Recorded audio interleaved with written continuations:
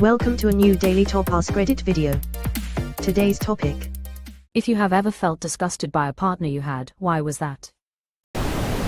My cat died suddenly. Her first response was excitement and thrilled that I could buy her a puppy then. When my family cat of 15 years died, he told me I shouldn't be crying. When his dog died, he sobbed like a baby for days. Idiot. I called in and took a day off work when my pet died. My boss actually used that later as an example in a meeting to discuss what is and is not a legitimate reason to call in. I was so pissed, but I didn't say anything.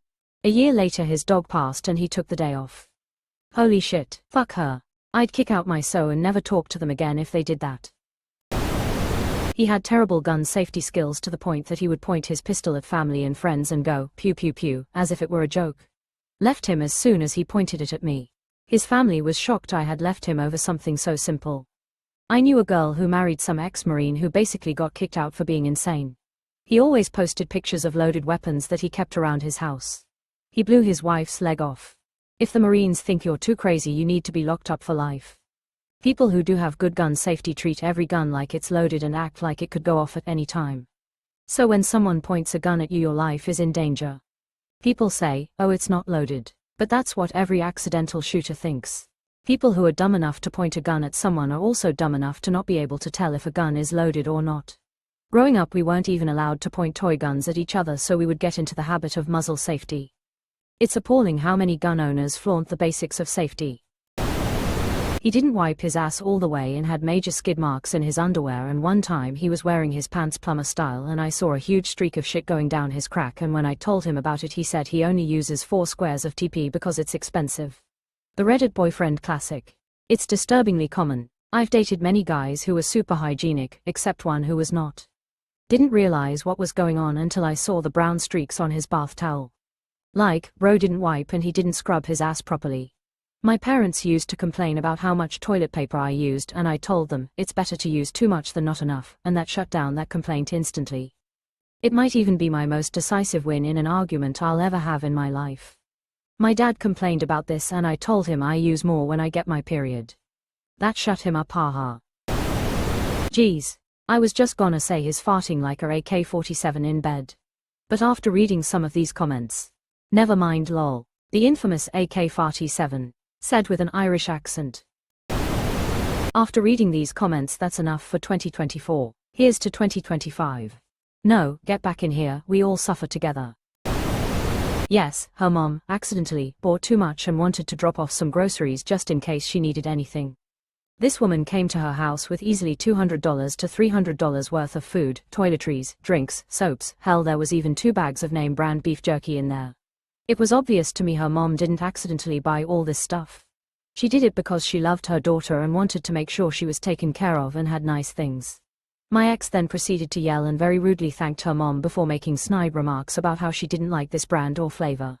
Jordan, if you're reading this, you're an ugly, selfish person and your mom deserves better. I'm only sorry I didn't say something and interject. The world must even itself out because a guy the first dated was a little too close to his mom. Not in a good or healthy way. Kyle, if you're reading this, I hope you get the life you deserve. As someone who dated an alcoholic for 4 years, I'm sure there are lots of people who have felt similar levels of disgust. The notable ones being one time he drove home blackout drunk, parked in our neighbor's lawn and passed out on our porch only for me to find him in the morning while I was heading to work. Another time he blacked out and left our front door wide open and our dog got out. 2 other times he blacked out and peed the bed.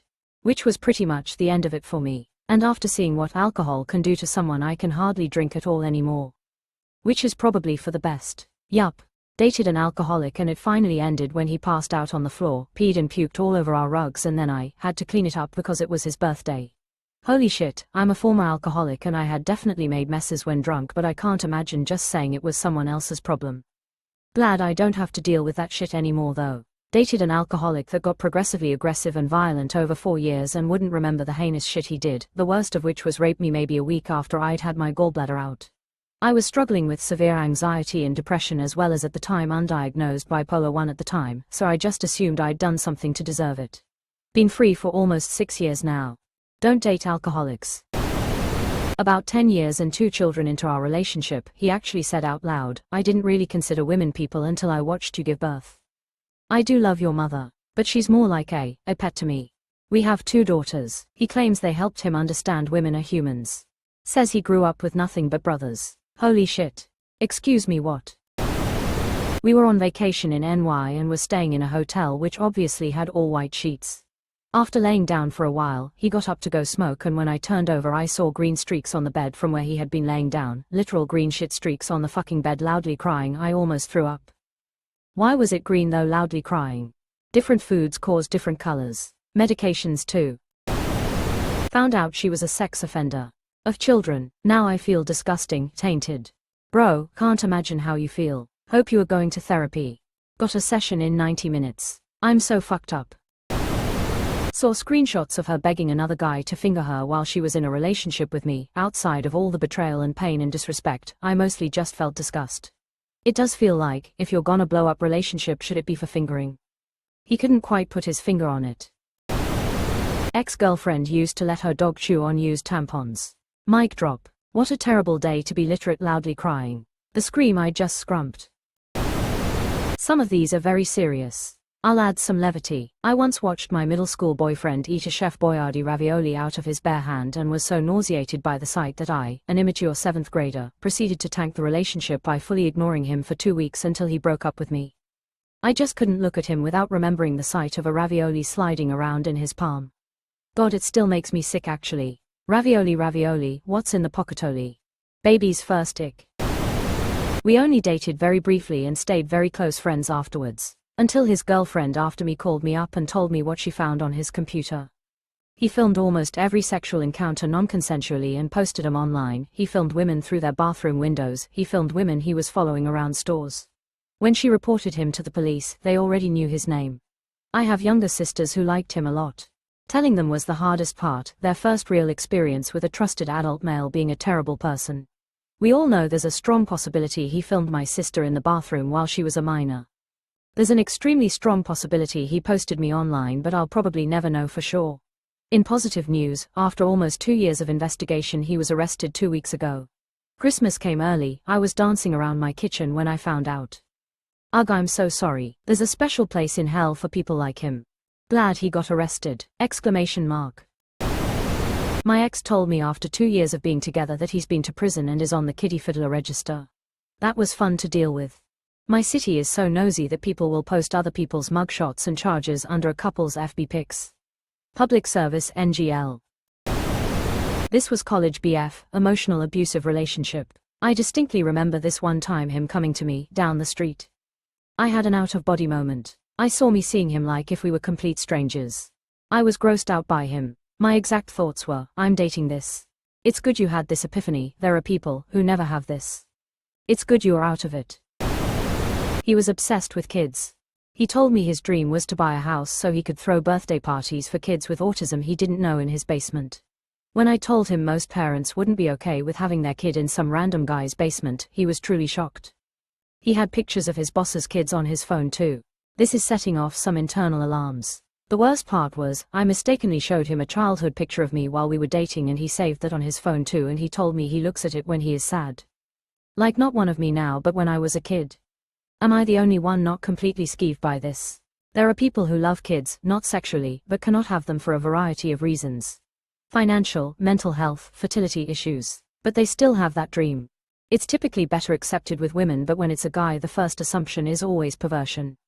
Or he's a fucking pervert. Who knows? I'm with you. I feel like if a woman said she aspired to run a home daycare for children with autism and saved photos of cute kids on her phone, no one would bat an eye.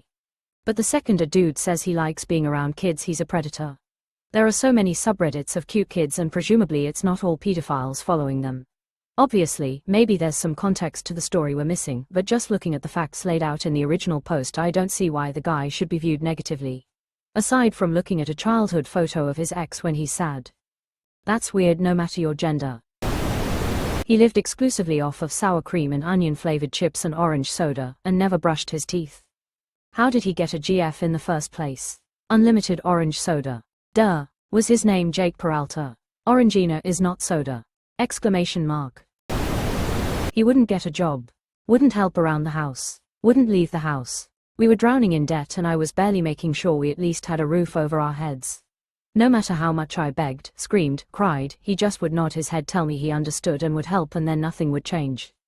He sat there for 14+ hours a day playing video games on my computer. He would wear the same sweatpants for weeks on end. He would belittle and insult me every chance he got. Why didn't I kick him out? Because I'm too nice and he was ex-military and I'm a small petite woman. How did he eventually get out of my life? We got drunk on 9/11 and had an argument. It's hazy, but he took my phone from me, and when I tried to get it back he shoved me down my stairs, put his hands around my neck, screamed in my face. I got outside and he pushed me down again, and this time held me down and was trying to calm me down because now the neighbors would be able to see, but it was midnight, got him off me and ran down the street. My friends found me sobbing on the sidewalk a block away from my house. A few hours later I had an order of protection and he was being arrested and removed from the house. I haven't seen him since. Edit, wanted to add that no, he wasn't always this way. He started out very sweet and loving, saying all the right things, love bombing sucks, and he was just a normal low-level soldier who never saw combat and did shit work around the base. He was kicked out because he smoked weed and was tested. Later he tried to blame me for the reason he was smoking. I didn't know I could control this man from over 2,000 miles away, smiley face. Also thank you for all the support. If anyone ever lays their hands on you, please leave. Even if it's not right away, make those plans. Wow, I'm so sorry all that happened to you, and I hope your life will be better now. Hope your paths never cross again.